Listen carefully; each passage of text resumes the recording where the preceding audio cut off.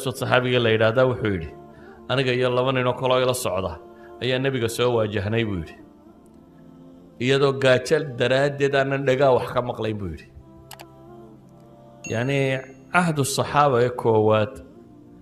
وسوق حين وسوه جرودين حول يوحي هيستين ودون على قلها هاري مقالة مدينة يربي مادين أهل الصفة ضد بدن بمساجد النبي قسكت شوقين وحبه السنين دبتنا المضاد بن أسود وحليه هي أنا قال يلا من نوكل أنا وقعت دراد ذهبت أسمعنا بول وأبصارنا من الجهد دقها أنا وحكم مقلنين أنا وحبدن كاركينين أيو النبي قيسو صوبان دقني ويري هدنا بريدنا وكحشوني يعني يقو عين كاسية عد وحنا سيسنا ما ننهلين بويري نبي عليه الصلاة والسلام بايري بويري وربلنا كينا صدح ذي بووك حي لكن محو نبي وهايستايا والسينية قريسة واحد شوقا صدح نيف الرياه صدح دي نيف الرياه ويري هلا اللي السوق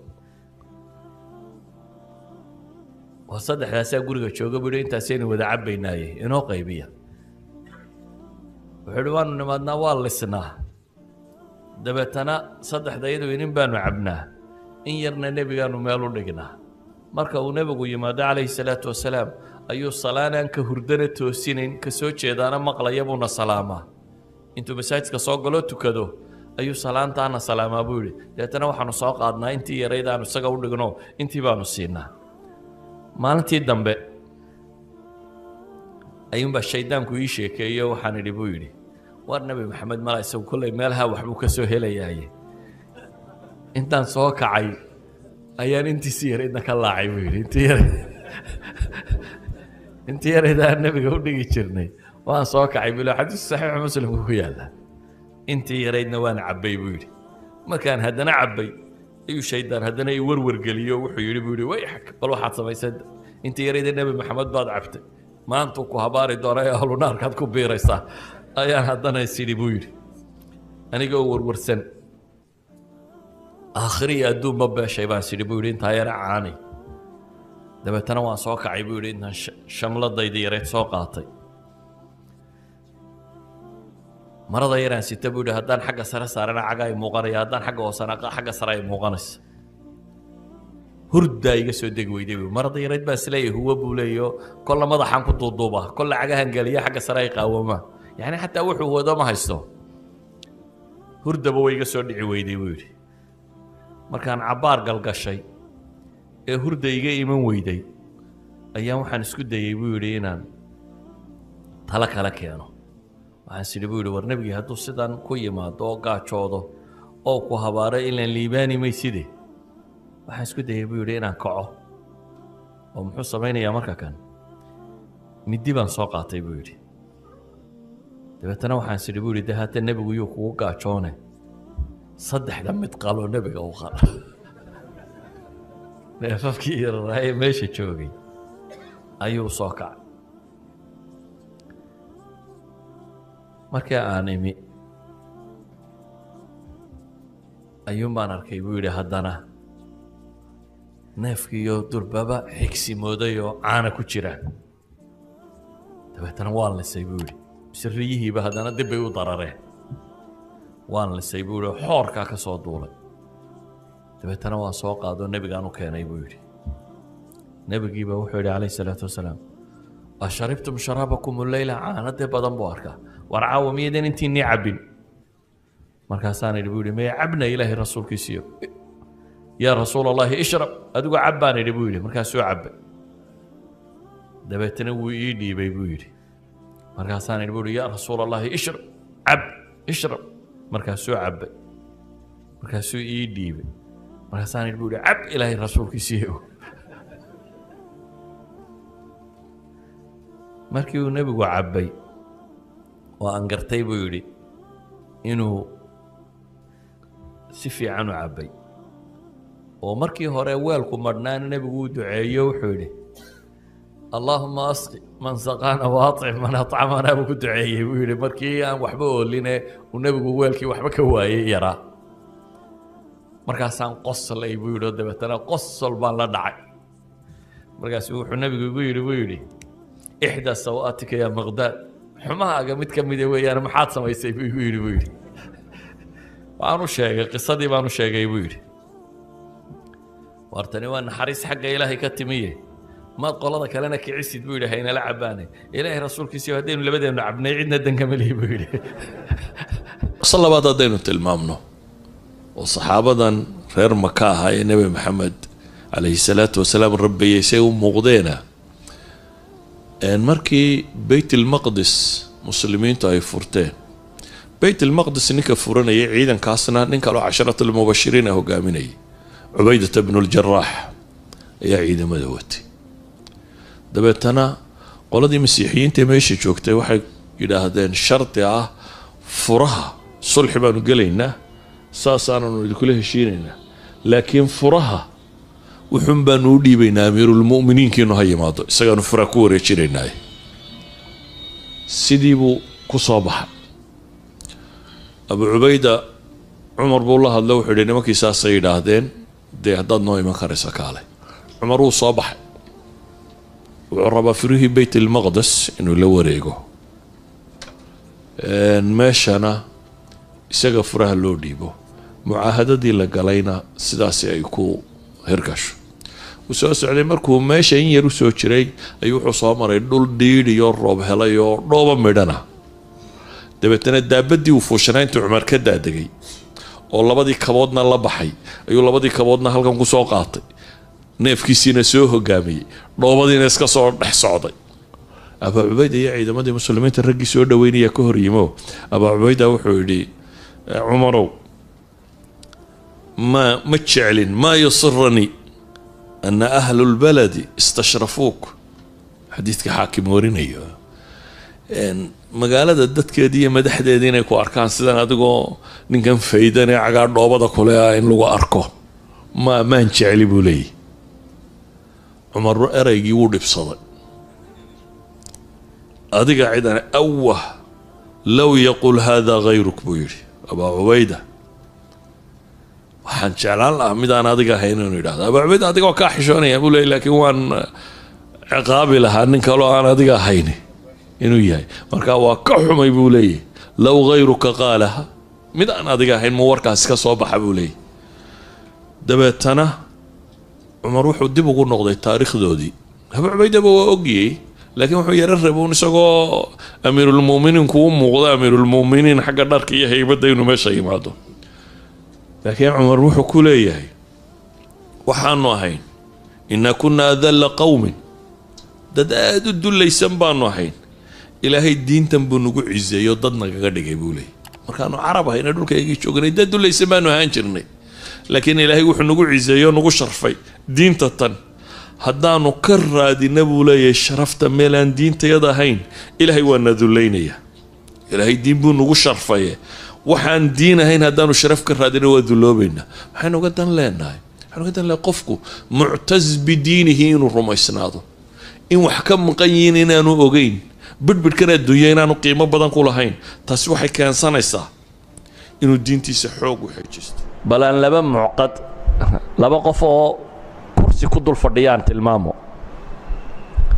falastiin waa maqashaan iyo urur xamaas la yidhaahdo yuhuudda jihaad kula jiro iska dhiciyo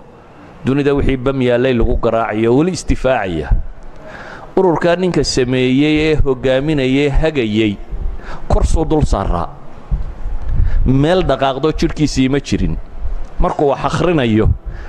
waraaqda kitaabka qur-aan ee uu akhrinaya inaanu dhalay u rogi jiray maalin bay waxay yidhahdaan inanku dhalay baa seexday ka gamay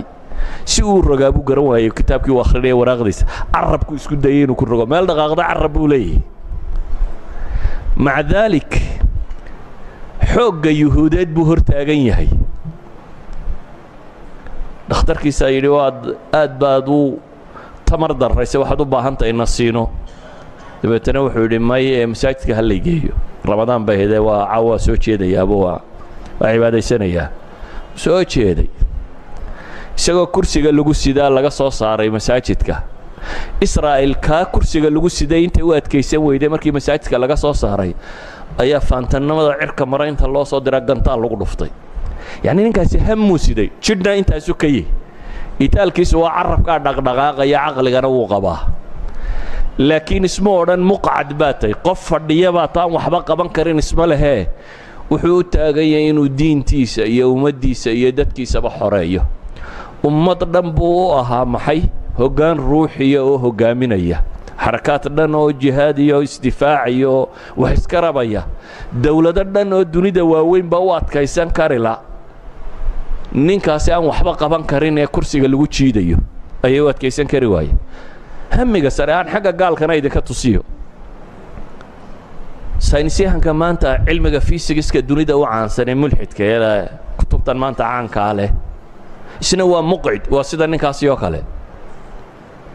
waa kursiga ugu sareeya Cambridge University kursigu Newton fadhii jiray waa ninkii fadhiyay dhawaan baa la siiyay taqaacud inuu ka fadhiisto waa Stephen Hawking waa nin Ingiriis ah oo isagoo 12 jir uu ku dhacay shalal oo jidhkoo dhami shalal qabo oo aan meelina dhaqaaqaynin codka mishiin baa ka soo saara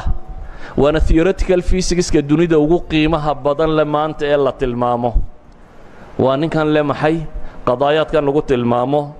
إن ملهن مدوي عركة لا شيء the black holes أركتيه دي سيء وحكو صابسن وأقوياء هن كدوني ده هو قابينية هذا الكمشين بقى صارة مل دقائق سامتشرو مو يصورنين ورمقعد بات يعني مالنا ونولينه هن كيسوحو قارسي أقوياء هن كدوني ده هو قابينية علم فيزيكس كينو هالكاسر نقطة إن لبن نينو الصحابة ده كم ده هي سوهي جرودي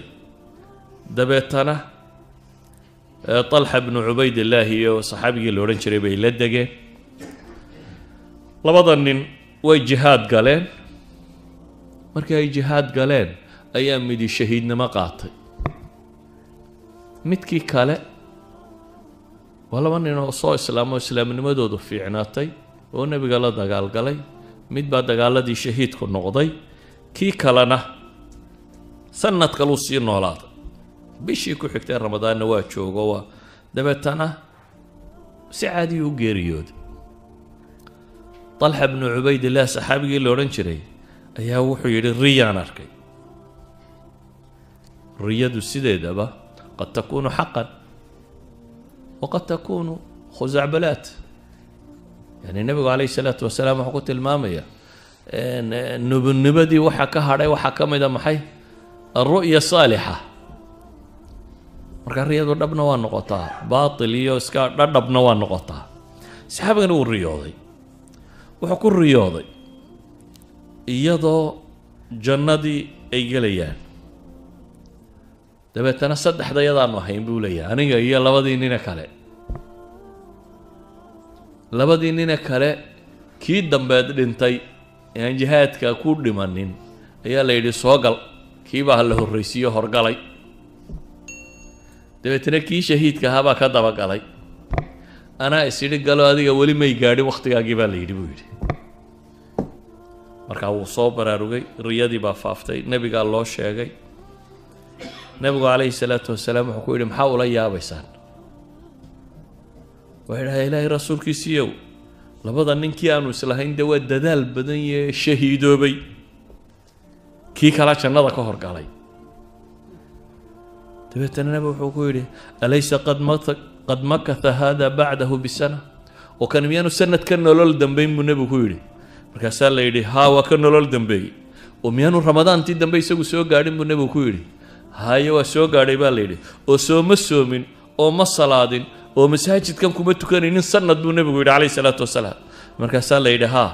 famaa baynahumaa abcadu mima bayna asamaa'i waalardi buu nebigu ku yidhi xadiidka kan ibnu maaja soo warinaya culimaduna saxiixa ku tilmaamayaan wuxuu nebigu leeyahay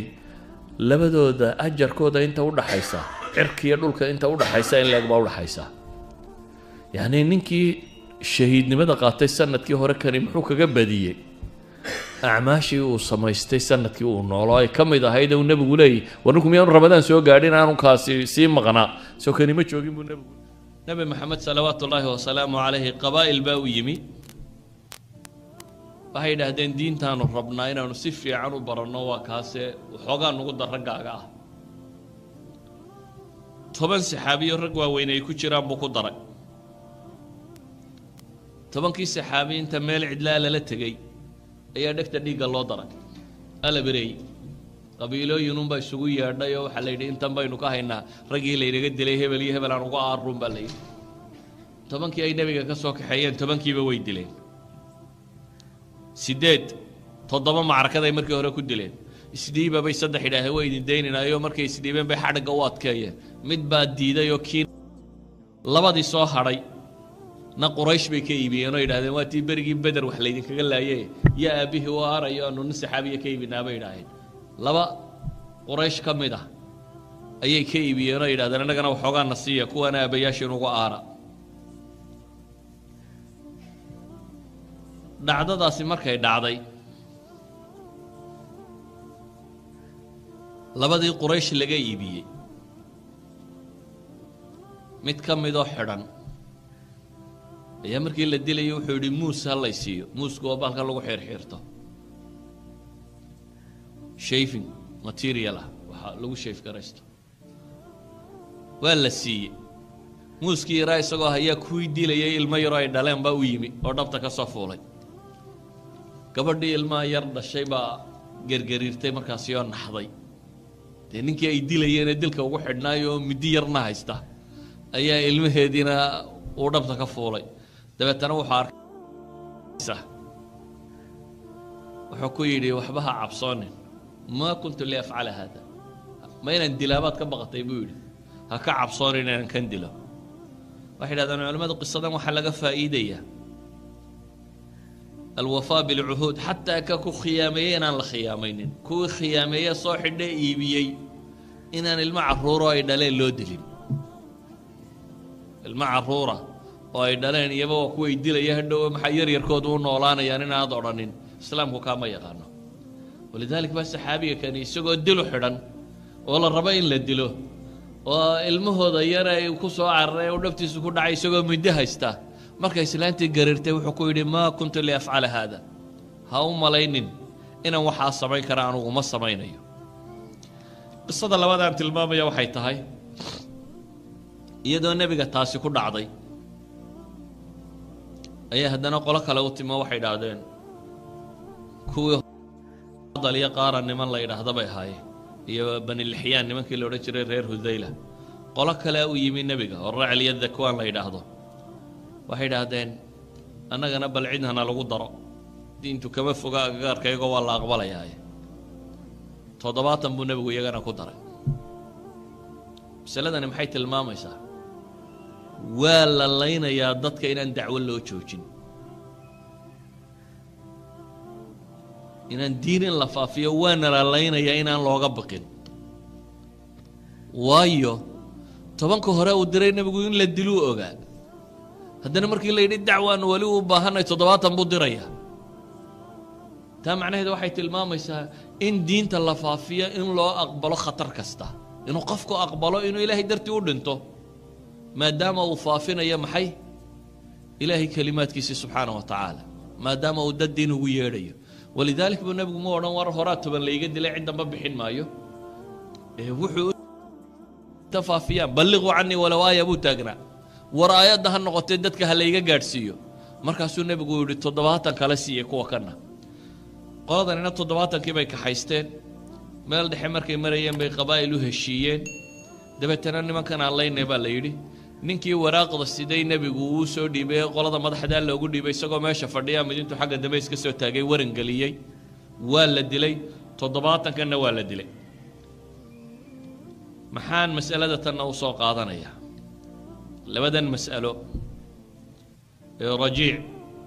iyo macuuna waxaan u soo qaadanayaa hal shay inaan ogaano oo caqiidada islaamiga ku saabsan waa mas'alada ah qaybka in ilaahay uu ogyahay subxaanahu wa tacaala nebiguna intii loo waxyoodoo quray inuu ogaa hadduu nebi maxamed qaybka ogiyey 2 goor lama dileen raggiisa hadduu qaybka og yahay maxay lama dileen walidaalika baa ilaahay qur-aan soo dejiyey uu leeyay qul laa amliku linafsii nafcan walaa darra nabi maxamed oo dadka waxaad ku tidhaahdaa war anigu lafahayga uma hanto waxtar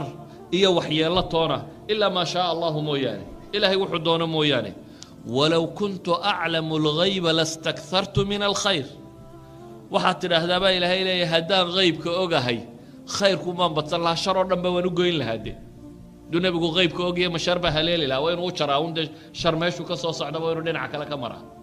walidalik baa ilaahay wuxuu yidhi waxaad tidhaahdaa walow kuntu aclamu alghayba lastakhartu min alkhayri wama masaniya suu hayb haddaan ogahay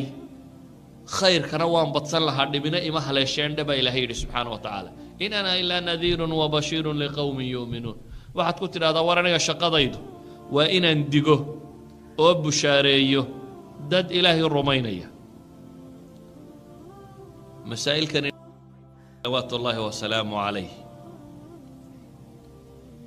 bil buu nebigu habaartamayey saxaabadaa laga laayay daraaddeed hal bila ayuu salaad kasta qunuudayay isagoo habaaraya labadii qabiil muu habaartamayna uu iska celin lahaa marka horuu raggiisa ka ceshan lahaa hadduu og yahay maxay haybka rustam markii ay dagaalamayeen muslimiintii iyo saxaabadii rustam oo ah janankii hogaaminayay ciidamadii bershiya eeraan ciidamadeedii ayaa waxaa la isku galay qaadisiya meel ku taalla haatan waddankan ciraaq loo yaqaano waa intaan madaa'inna ciraaq bay ka tirsantaa rajaynaya la furanin waxa ay dagaalkii markuu muddo socday codsadeen nimankii gaaleed bal muslimiintu inay cid soo diraan ha la wada hadlee sacd ibnu waqaas saxaabigii la odhan jiray wuxuu u diray saxaabi la ydhaha ribciy ibnu caamir ribci waxaa loo diray inuu wada hadal la soo sameeyo janankii ama boqorkii watay ciidamada gaaleed dabeetana wuxuu u yimi isagoo faraskiisii yaraa wata oo hubkiisii xidhan ayuu meeshii yimi boqorku wuxuu ku tala galay ninka kan inuu nafsad ahaan jabiyo dabeetana waxaa la dhigay red kaarbadka wada taqaanay soo maaha madaxdu markay dawladda ka soo degayso kacase la dhigo soo ma taqaaniin ee ay soo dul socdaan red kaarbatiskaasaa meel walba la dhigay dabeetana sariir buu boqorkii dhigtay wada dahab iyo waxaasi ka samaysan si uu halkaa ugu qaabilo ninkan muslimiinta u imanaya ninka muslimkii waa nin dagaal ka soo baxay faras yar iska wata oo 4-5 bilood dagaal ku soo jiray oo rafaad baa dee ka muuqda nin dagaalansan wuu soo socday waxay yidhaahdeen boqorka looma tago adigoo hubka sitee hubka dhig wuxuu ku yidhi anigu idiinma imanay idinkaa ii yeedhay hubkayga ma dhigaya anigoo waxayga sita haddaad rabtaan inaan u tago waa u tegaya haddii kalena waa iska noqonaya boqorkii baa loo tego waxaa la yidhi boqorow ninkii wuxuu diiday inuu hubka dhigo yani waa aragteenoo dee madaxda hub loolama galo waayo dadka kanimaha dad ilaahay aaminsanoo way iskhiyaamaynayaan laakiin ninka muslimka ay qowlkiisu ku dhaqmaa saasi daraaddeed intuu qowl sameeyo qadri kama dambaysiyo waxma khiyaameeya haddana wuxuu yidhi hubkayga dhigi maayo anigoo hubkayga sita haddii loo baahan yahy waan u tegaya boqorka waxaa la yidhi boqorow ninkii hubkii diid inuu dhigo soo daayaa la yidhi maca hubkiisa faraskiisii yaraa buu soo dul eriyey baa la yidhi qadiifadihii red kaarbadka ahaa boqorka agtiisa markuu marayay baa la yidhi intuu faraskii ka daadegay ayuu barkimooyinkii waaweynaa meesha la dhigu mid ku xidhay bay yidhahdaan culamada taariikh mid ka mid ah barkimo hoggaankii yaraa ee faraska ugu xidhay dabeetana wuxuu yimi boqorkii markaa su-aal buu weydiiyey maxaa idin soo saaraya wuxuu ka fakerayaa dadkan ma gaaja waddankoodii ka keentay ma waxan baa keenay haddii markaa ay tahay gaajo iyo baahi uun waxan wadaa dee waxbaa la idin siinaya iska noqda baa la rabaa in la yidhaahdo maxaa idin soo saaray baa la yidhi wuxuu ugu jawaabay markaasi ilaahay baa na soo bixiyey waxaana naloo soo bixiyey inaannu dadka ka saarro dulmiga diimaho aannu u saarno cadaaladda islaamka inaannu ka saarno cidhiidhiga adduun oo aannu u saarno ballaadhkeeda isagaa cidhiidhi dad ka saaraya min dayqi dunya ilaa sicatiha cidhiidhi adduun buu ka saarayaa ballaadh buu geynayaa ninka kani muxuu rumaysan yihi meeshaan uga socda baytulqasiidku waxa weeyaan ninkani wuxuu rumaysnaa inuu isagu yahay ustaadkii dunida loo soo diray brofesorkii loogu talagalay inuu caalamka wax baro muxuu barayaa wuxuu barayaa waxyu samaa warkii alluu sidaa ninka ilaahay warkiisa sidaana cid kasta isagaa ka aqoon badan salaad buu nebigu galay masaajidkii nebigu sida kuweenna kan qatiifadahan iyo waxaan ima oolin masaajidkii nebigu cariish buu iska ahaa caleentan timirta ka samaysan guduhuna ciid yahay dabeetana dadku markay doonaan iyagoo kabahooda sitay la soo geli jireen masaajidka iyagoo kabahooda sitana way iska tukan jireen nebiguna wuxuu u sheegay kabihiinnu haddii aad dabadda ku soo marteen dhulka ku xoqo unoo ciiddaasaa idiin daahirinaysa nebigaa salaad galay saxaabadiina way ka daba gashay ka daba xidhatay kabahoodiina waa xidhan yihiin nebi maxamedna kabihiisii buu xidhan yahay calayhi salaatu wasalaam saxaabaduna kabaheedii bay xidhantay salaaddii bartanka markay marayso ayuu nebigu labadii kabood bixiyey saxaabadiina iyagoo salaadda ku jira ay iyaguna labadii kabood iska bixiyeen wala salaaddii lagama bixin nebigu isagoo salaaddii ku jiru kabaa bixiyey saxaabadiina iyagoo salaadda ku jiray kabihii bixiyeen markuu nebigu salaadda dhammaystay ayuu wuxuu yidhi waxaan arkay idinkoo kabaha iska bixiyeen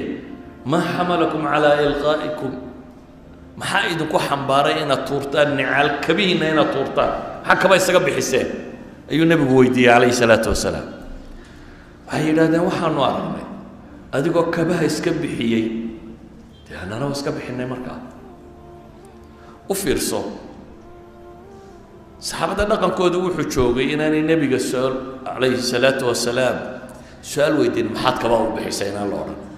inaan la odhan waa barorta kabaheenna aynu iska gashanaano hadhow baynu weydiin doonaa bal hadda wuxuu kaba isaga qoladaa jabiyey oo banu quraydo xaggeeda la qabtay oo ah reer banu quraydi nimankii yahuudeeda ka baxay ballankii ay nebiga kula jireen ayuu nebigu wuxuu ku yidhi saxaabadii la socotay qofkiina yuu tukanin salaada casar banu quraydo meelaan ahayn laa yusalliyanna axadukum alcasra ila fi bani qurayda qofna salaada casar yuu tukanin banu quraydo uu gaadho mooyaane masaladan waxaynu ka garan doonnaa haddii nas qur'aana ama xadiida fahamkiisu uu dadku kala fahamu ku yeesho inaanay bannaanayn in lagu kala guuro ama la isku dilo dadka muslimiinta dhexdoodii sidaa awgeed qoladan wuxuu nebigu faray qofna inaanu salaada tukanin ilaa iyo banu quraydo la gaadho mooyaane markii dhexda la marayey ayaa casar soo galay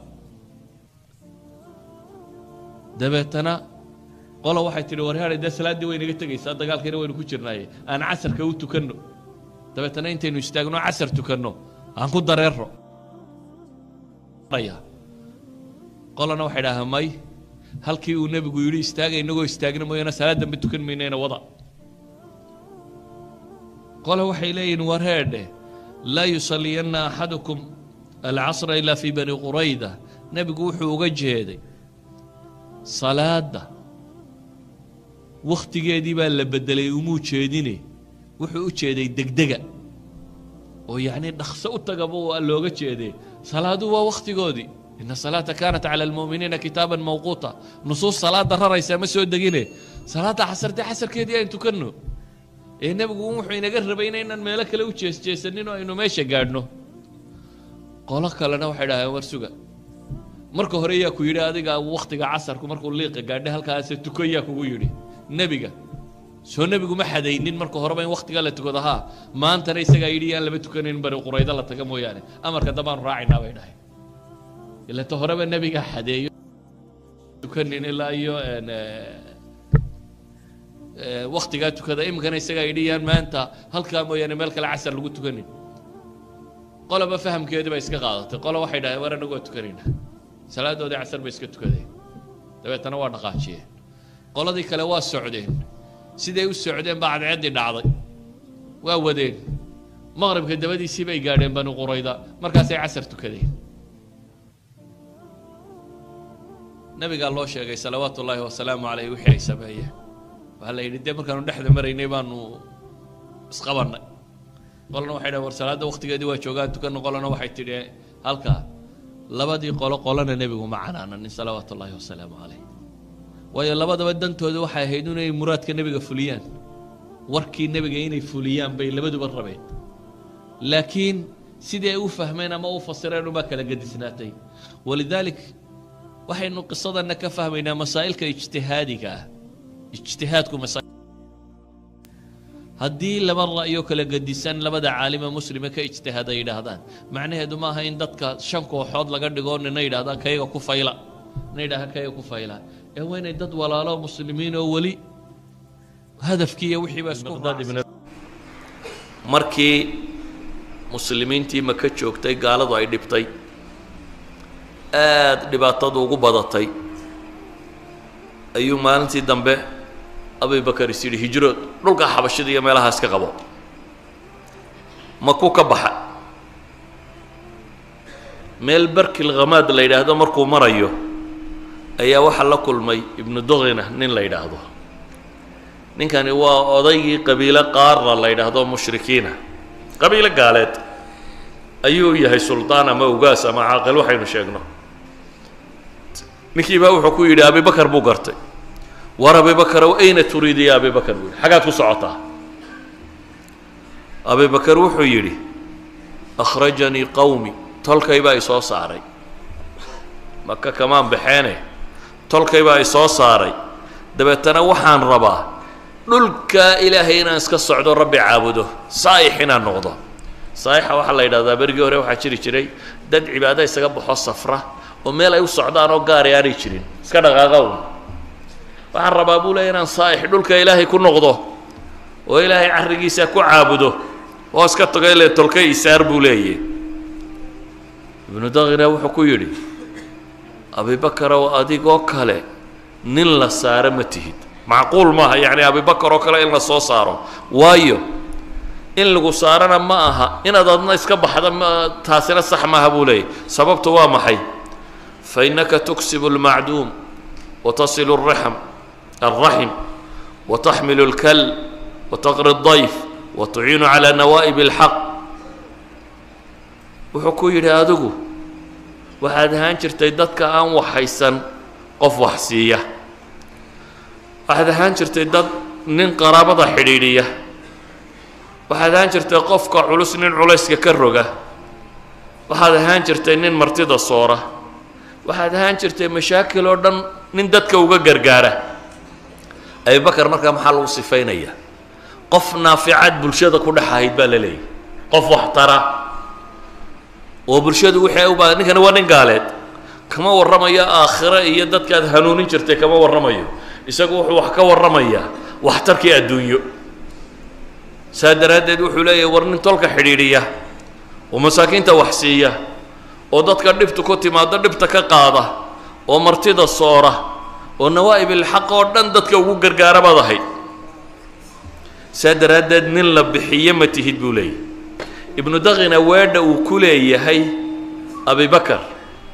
waa weedhii khadiija ay u daliishanaysay nebi maxamed nebinimadiisa khadiija radia allahu canha markii nebiga calayhi salaatu wasalaam waxyuu ku soo degay koowaad wuu cabsaday isagoo cabsanaya buu guriga yimi oo le iddada oo ay ka khadiija markaa waxay tidhi wallaahi laa yukhzika allahu abada ilaahay baa ku dhaartee inaan rabbi weligaa ku hoojinaynin nebi maxamed haddaad tahay balaayo arki maysid bay leedahay waana waxyigii ugu horreeyey waayo maxay sidaa u leedahay dhaqankiisii bay ka warramaysaa intan abubakar lagu sifeeyo kale ku sifaynaysa waxay leedahay waxaad ahayd nin qaraabada xidhiidhiya oo dadkaan waxaysan wax siiya oo dadka dhibtu ku timaado dhibta ka qaada oo martida soora oo wanaaggaasi sameeya qof wanaagsanna wahal jazaau lixsaana ila lixsaan de qof wanaagsanna alle subxaana wa tacaala dhib ma tusiya bay leedahay nebi moxamed calayhi salaatu wasalaam dadkii u shaqeeyey waxaa ka mid ahaa wiil yaroo yuhuudiya ayaa nebiga shaqaalihiisii ka mid ahaa dabeetana maalintii dambe waxaa loo sheegay wiilkii inuu xanuunsanayo oo gurigii aabbihii uu jiifo nebigu calayhi salaatu wasalaam wuu soo baxay dabeetana gurigii wiilkuu yimi wiilka madaxiisuu fadhiistay wiilku aad buu u xanuunsanayaa marka nebigu wuxuu ku yidhi calayhi salaatu wasalaam wuxuu arkay inuu sii socdo أسلم بكويل وريا ويلو وارسلام وكعب سنة يا نبي ويل كاسين قال لما كنت انتينو عذاب قلده دبتنا وحكوا لي النبي عليه الصلاة والسلام وارسلام ويلكي مركا أبيه بوياك أبيه با وحكوا لي أطيع أبا القاسم ما قال وحو النبي محمد كو شيغيو يهود يددكي وقتي قالنا ولا النبي محمد عليه الصلاة والسلام إنه النبي يعيد ولي بوقرنيس لكن دنا إيا مصالح كلا إيا وحكلا إيا لاشان إيا ما يودي دنايه عاد كقرن كرتا كوي هو ويناي كسهر جيدا محو أبو جهل علماء التاريخ waxay soo naqliyaan inuu lahaa reer bani hashimi anagu waanu bareetami jirnay laba qabiilo loo lamaan wahay waxbay bixiyeen waxbaanu bixinay kan bay sameeyeen wax walo ay sameeyeen ba waa la sameeynay buu leeyahay nagamay badinin hadaan reer bani makhzuum nahay nagamay badinin reer bani abdi munaaf kan ama reer bani hashim kan nagamay badin ilaa ay markii dambe sheegteen buu yiri nabi baa naga mid ah hadaan anagu nabi weyne buu yiri wallahi baan nankooda u rumaynaynin أبي جهل وحو نار تلقى قبيل بالدفاعي سور هيرو دفاعي ونار قال غير هبل هدي نبي هلين بولي أنا قلنا نبي ويني كودا راعي منه هدي أنا النبي هليني النبي عليه الصلاة والسلام كأنه النبي هي دي معجزات كي سيبا مغضي دقن كي سيبا مغضي أخلاق دي سيبا مغضي وحي كسود دقيا مغضي عد ولا بوا قرني سؤالك تاينه النبي هي لكن مصالح كلا dadku markay masaalixda ilaashanayaan hiraqal boqorkii loo oran jiray markii looga warramay nabiga kaleey salaatu wasalaam waraaqu diray nabigu akhriyo looga warramay ee uu waraystay nimankii safarka u yimi oo 14 su'aalood ama 13 su'aalood weydiiyay ee backgroundkii nabiga oo dhan loo sheegay ayuu wuxuu yiri sida ay sheegaysaan haduu yahay halka aan fadhiyaa buu qabsan doonaa haddaan awoodana waan dhaqaaqi lahaa buu leeyo meelu jooga haddaan tegi karayo cagiisaan maydhi lahaa buu tilmaamaya dabeetana wuxuu isugu yeedhay xaashiyadii boqortooyadoo dhan iyo wadaadadii kiniisadda iyo wixii oo dhan buu isugu yeedhay wuxuu ku yidhi warrinkaasi wuxuu sheegayaa waa xaqa aan raacno albaabadana uu soo xidha meeshii uu kula shiraya albaabadu wada xidhay tana wuxuu ninkaasi waa xaq wuxuu sheegayaa aan raacno mar quraa la qayliyo waa la cararay bes soo noqda buu yidhi إذا كان يدينيجي موقف كأنه ماشوا تاجين هاي دي كرسي جوا يلا سياسيين تو دين لا أنت إن بدم كرسي قابضة هو ضاد كرسي قا كالريح ما يشوف وحوشيري كرسي قا هواي مركا هيرك قال وحو النار توجو حق قال لي ماذا وقصي الصعدي وحو يلالين يا كرسي إذا النبي محمد إنه حق يو قرني وده يهودي مركا إن كيسي وحو كيري يرى أطيع بالقاسم وحو كوشي يا أقبل دبتنا ويلكي يرابا شهاتي إسلامي نبي عليه الصلاة والسلام وكفر حي مركا السلام نمدا ويلكي يروح ليه الحمد لله الذي أنقذه من النار وحام هذا اللي وان مهادنا إياه وحنا مانا إياه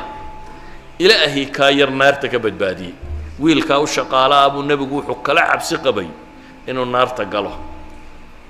إذن كوكوا إذن شقالا محاكو سميسان بعدين تو شيء ما يليدي سواها ترى هذا مركز سيبا حسنا سيبا أنت كلامنا هالشيء يسوي يعني ماتيريال كم بك فكرتها وهي تتكلم أبد بادسان هدو كاسة هربحه قف بنا آدم وجبنا يضب سوريا محط صبين له هتسكت ده يليدين الدميسو سواء كمان قف بنا آدم وجبنا يهدو كاسة هربحه أصاد بختين كرته وهتسكت ده يليدين إن الدميسو قف بنا آدم إن دلائي هدو كاسو هربحو قد دبكو صعدا ما حد يلي لهي باش أنا دب كشي دياي لبدا إن دودنا ولا يو كوسي صعدا ما حد سمين لهي واتكا قبان لهي حتى هدانت كقبان كريم واتكا يلي لهي وركتشوك بدو إلهي سبحانه وتعالى وحينا فري وينوت المامي التسبيح دا إيا وين ديد بل إلهي أنبياء دي سوينو قور رمي قرآنك والنبي كمدي إلهي وتلمامي وظيفة النبوة إني كم تيبة تصبيح إيا وحا وضل البدين نبي اللباد لقو كالميان إني كم تهيني تسبيح صدا واجعل لي وزيرا من أهلي هارون أخي أشدد به أزري وأشركه في أمري محوض البدين وحا صدا كي نصبحك كثيرا ونذكرك كثيرا بولي إلهي وحن كادل بيا بولي هارون نين النبي إيقا دكتو walaalkay haaruun inaad nebi iiga dhigto oo igu xoojisid oo arrinka ila wadaajisid waayo kay nusabbixaka kaiira wanadkuraka kaiira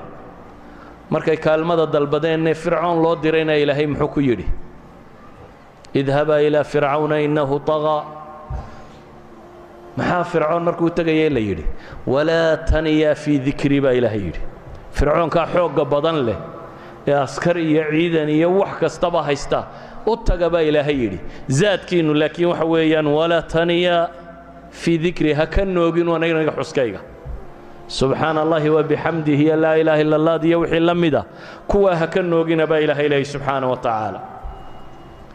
ayuha alaxiba ilaahay nebi yuunus baynu saynu soo sheegnay uu kaga warramay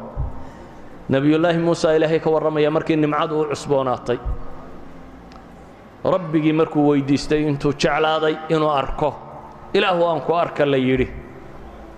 ilaahay subxaana wa tacaala wuxuu yidhi arki kari mayside bal hadda buurtan eeg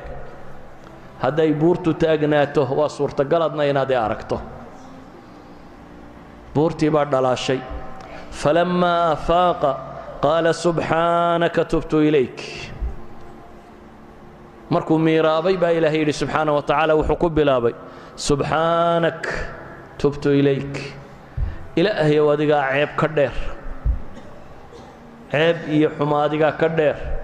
waa kuu toobad keenay buu leeyahy wa ana awalu lmu'miniin baanan ahay ka koowaadee ku rumeeya inaan adduunka laguga arki karin nebiyullaahi zakariya markuu dalbaday inuu aayad helo ilaahi buu barye cajab qabta karaamaadkii maryan markuu arkay ayuu barye cajab qabta ilaahay weydiistay rabbi innii wahana alcadmu minii washtacala ra'su shayba walam akun biducaa'ika rabbi shaqiya ilaahay buu barye cajab la barye baryadu baryayaa waa maxay waxaan dunida ka suurtagal ahayn buu ilaahay u sheeganaya laakiin wuxuu leeyahay adiga agtaada waa ka suurtagal ilaahu aniga madaxu way caddaaday oo waa gaboobay oo islaantaydii waa gabowday oo wax ma dhalayso markii horena caaqir bay ahayd da'ina waa u raacday iyadoo yaroo caaqira waa laga yaabaa inaad tidhaahdo mala haddii uun meel la taabto way iska dhali doontaa laakiin xadkiiba waa dhaaftay baa rabbigu ayuu ku tilmaamayaa nebigu sidaa markuu sheegtay ilaahay wuxuu yidhi waa ku siiyey ilaahu aayadii yeel buu yidhi waxaa la yidhi aayaddu waxa weeyaan 3 maalmood baad aamusnaanaysaa laakiin rabbigaa waad u tasbiixsanaysaa waad xusaysaa aayaddu waa taas baa la yidhi qaala aayatuka anlaa tukallima annaasa 3 ayaamin ilaa ramza wadkur rabbaka kaiira wasabbix bilcashiyi walibkaar وصبح بالعشي والإبكار إلهي سبحانه وتعالى عيسى كورمي نبي الله عيسى دبتنا وحل يدي عيسى وماذا يردتك أنت قلت للناس اتخذوني وأمي إلهين من دون الله إلهي بقول لقنا يوحورا لها قال سبحانك ما يكون لي أن أقول ما ليس لي بحق إن كنت قلته فقد علمته تعلم ما في نفسي ولا أعلم ما في نفسك إلهي سبحانه وتعالى نبي الله محمد بوح والرمية قل هذه سبيلي أدعو إلى الله على بصيرة أنا ومن اتبعني وسبحان الله وما أنا من المشركين قل بل قلي نبي محمد عليه الصلاة والسلام وحتى هذا واكن جد كيو سجانا دتك ويا الراعيانة أنا جاي أنتي الراع ضيبة وسبحان الله وما أنا من المشركين كل واقبال لي إلهي وحين ورمياه مخلوقات كأكتي سكد دو ملائكة الله إلهي الشقد ودبينيتي وإنا لنحن المصبحون بيلين وإنا لنحن المصبحون جملة اسمية لا أتكيي أدوات التوكيد ليس جوجي أي كشيغان يان ملائكته شقد ودبينيكاتي وإنا لنحن المصبحون إلهينا وفريا وحلي يسبحون الليل والنهار لا يفترون يقولون واشيكتين ربنا واشيك ربنا وحلي يسبحون الليل والنهار لا يفترون kala go' ma leh وترى الملائكة حافين من حول العرش يسبحون بحمد ربهم إلهي وحين أغورم يا جنة دتك اللقيانة إيانا شقدو دويني كانطي دعواهم فيها سبحانك اللهم وتحيتهم فيها سلام وآخر دعواهم أن الحمد لله رب العالمين سبحان الله وبحمده أي أيغانا شقدو دابا إلهي سبحانه وتعالى أيها الأحبة هدي قرآنك سيدا وبالبلاديي انت النصوص كتجي أنا سوق هذا أنا يكبد أنت عن شيء ويقربان السلوان قري كريواي قرآنك أنت قصار ارتي تسبيح هي تحميد ترمله بي أبدنتي إلهي سبحانه وتعالى ينفر أيه قور والبا وقت كستو آدنا وشيء كرؤون قرآنك وحكوت الله يدل لي تسبيح صدا صبح هبين صغر دحي وبري حد قدع قور كستبا إلهي وحلي تسبيح صدا إذا تسبيح دو حي كمتهي وردق مركو هرم مطلقا بي كمتي سبحان الله وبحمده سبحان الله العظيم سبحان الله وبحمده عدد خلقه ورضا نفسه وزنة عرشه ومداد كلماته سيقاد أتربى أن السنة النبي عليه الصلاة والسلام بوصارت قاببك الله تصبيح سنة أحاديث تهداد أخذ النبي عليه الصلاة والسلام جذر الصبح كصاررتي أما حمد كصاررتي أدبي يتربى دينينا تلمامي النوعيات كالتصبيح ذا الله لي ماده دي صلاة الدمان تدنا صبح باب الله هذا ولذلك بعلماء وحده صبحة والضحى أما وك عمر لقاش قالوا لو كنت مصبحا لا أتممت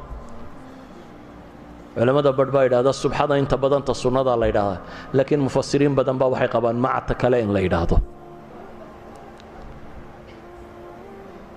قورما وقت والبوالة تسبيح حالة كستات كتشرته مركاد يابتا سبحان الله الله يدها markaad dhibi ku qabsataa subxaan allahi wa bixamdihi la yidhaahdaa markaad nimcaad hesho ama ay kuu cusboonaato ayaa la yidhaahdaa faraskaaga markaad fuulaysaa la yidhaahdaa ama daabadaada gaadhigaaga subxaana aladii sakhara lana haada wamaa kunaa lahu muqriniin nimca cusub markaad hesho sidii nebi muuse la yidhaahdaa subxaanak markaad ducaysanaysaa la yidhaahdaa fasabbix bixamdi rabbika wastakfirhu markaad dembiga qiranaysaa la yidhaahdaa qisadii suuratu nuun ku taale asxaabu ljanna qaala awsatuhum alam aqul lakum lowlaa tusabbixuun qaala awsatuhum alam aqul lakum lowlaa tusabbixuun idan xilli kasta hadday dhibi ku haysato hadday nimco ku haysato haddaad yaaban tahay haddaad wax kasta oo duruufaadka ka mida waa la tasbiixsadaa